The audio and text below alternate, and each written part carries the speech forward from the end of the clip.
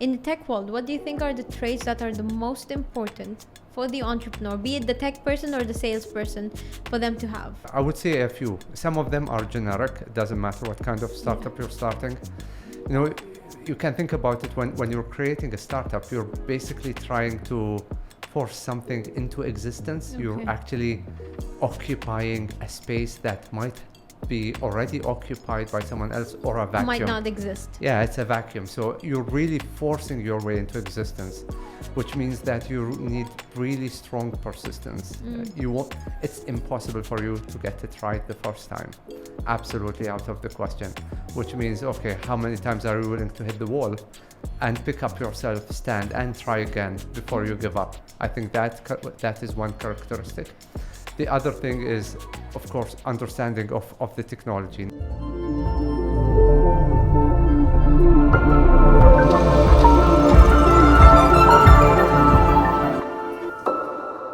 Hi everyone, my name is Mariam Al-Ansari, your host at the Sharjah Entrepreneurship Festival, and with me is Ahmed Al-Ali, Dr. Ahmed Al-Ali, who is the co-founder of DeepOpinion, which is an AI startup in the UAE, and they have raised approximately around 11 million euros in their Series A. Ahmed, please let us know what DeepOpinion is about and how did your journey start at there? Absolutely. Thank you, Mariam, for having me here. It's always exciting to be back here at CEF for another year as well. Briefly, DeepOpinion is an AI startup that we founded, myself and my co-founder, Stefan, where we focus on helping companies automate their business operations. We've focused on pioneering the technology of AI, leveraging generative AI and AI agents to make it really useful for the enterprise to automate their process and make it easy to integrate. How did your journey start at DeepOpinion? Started a few years ago. It was somewhat an interesting coincidence. I have met my co-founders at the university when I was doing my PhD at Cambridge in AI, and through a mutual friend we got to meet, and since then the rest is history. I hear a lot of people saying that we need to have a certain amount of experience or qualifications to start a startup. Now, you're someone who has a PhD. Do you think anything you learned in your university years, bachelor's, master's, PhD, was relevant for you to apply in your startup journey? So, for myself, I would say, of course, I've done the PhD in AI, so that gave me the deep technical expertise. I think not just my education, but also my work experience. When I left my job to focus on DeepOpinion, I had, at the time, I think, around 13, 14 years of experience. So that also helped me, because now I worked at large corporates and the government, which gave me really an interesting insight of how our customers now, the enterprise, operate, and what do they find useful, and how do they buy, and how do they evaluate technology. So all of that was helpful for me.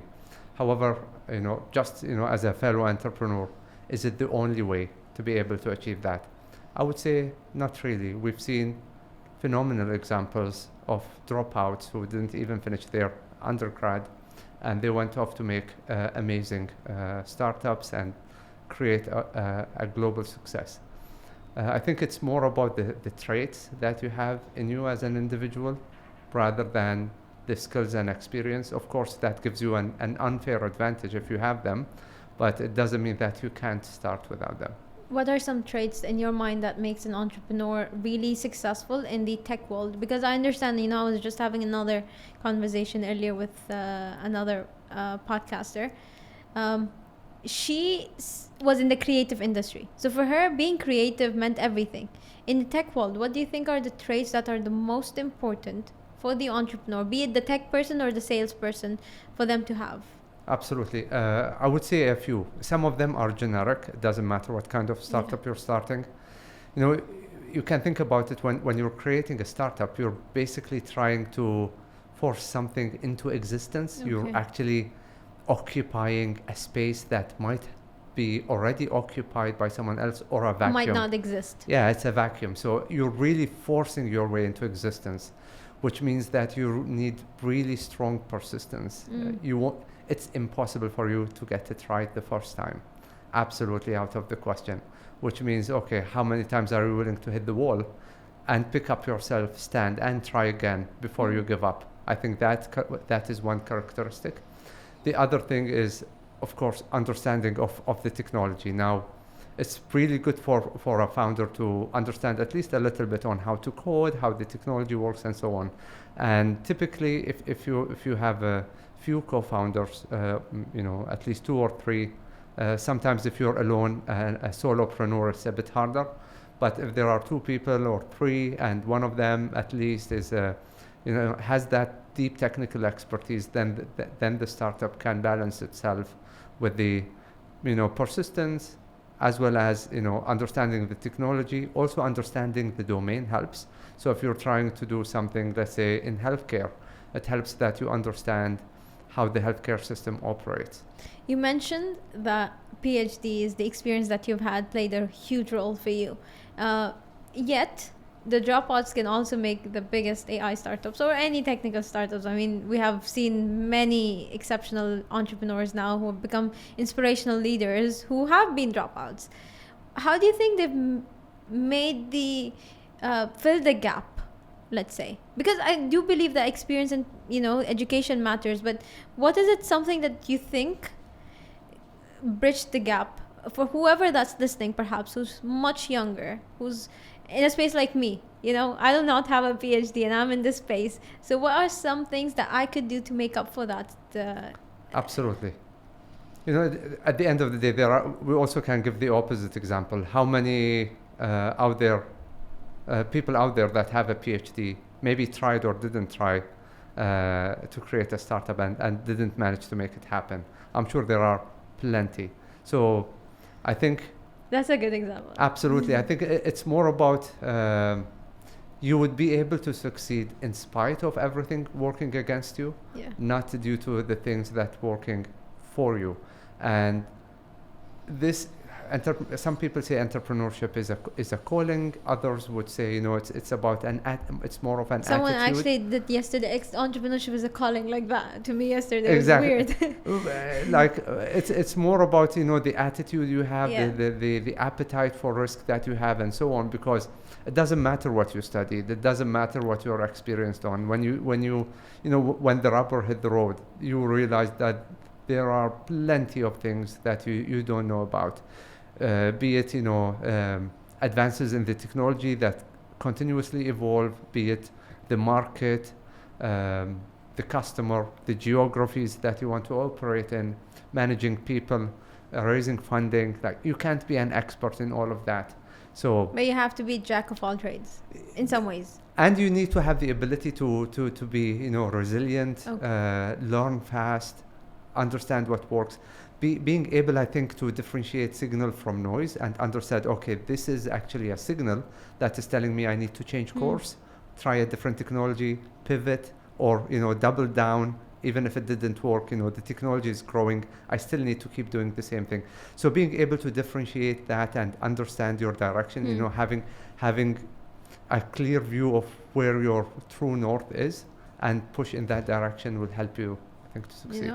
I think that's an infrastructure of any entrepreneurial journey. But I really want to deep down into the technical industry, the AI industry, the one that is just booming and everyone's just crazily investing in it. It might be a controversial question, but do you think it's just the bubble that we've been in at the moment, or do you think this is something sustainable? I mean, it's of course I'm biased in this. I studied AI, I work in AI, so I would definitely say, but also we can look at, agnostic of this. So if you look at generative AI specifically, what it has in common with other technologies, it has a lot in common with things like the electricity, computers, internet, microchips. Why?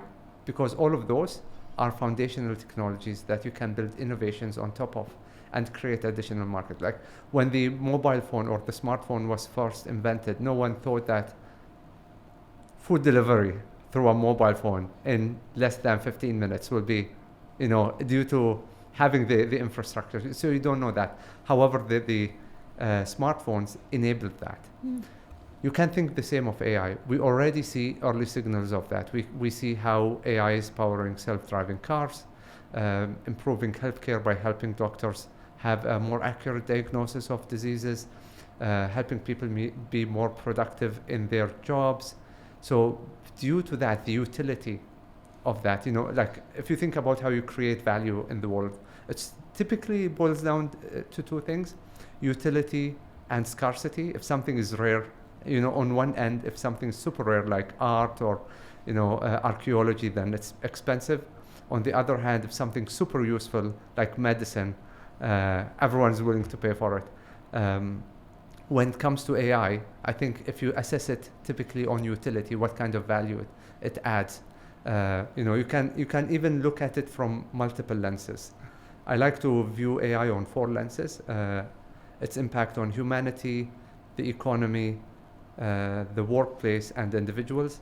If you look even at on the level of humanity, us as humans, we've managed to develop our civilization over the last centuries, and we've reached to somewhat a decent prosperity. However, we still have some global grand challenges ahead of us. As humanity, we want to cure cancer, eradicate poverty, solve climate change, all of those challenges, but we just can't do it we can't solve it by doing the same thing. Rather, we need to leverage AI. And if you think about it, some people think AI will take our jobs. Actually, no, AI won't take our jobs. On the larger scheme of things, AI will help supercharge humanity to tackle those grand challenges. So from that perspective, I would say it's not a bubble.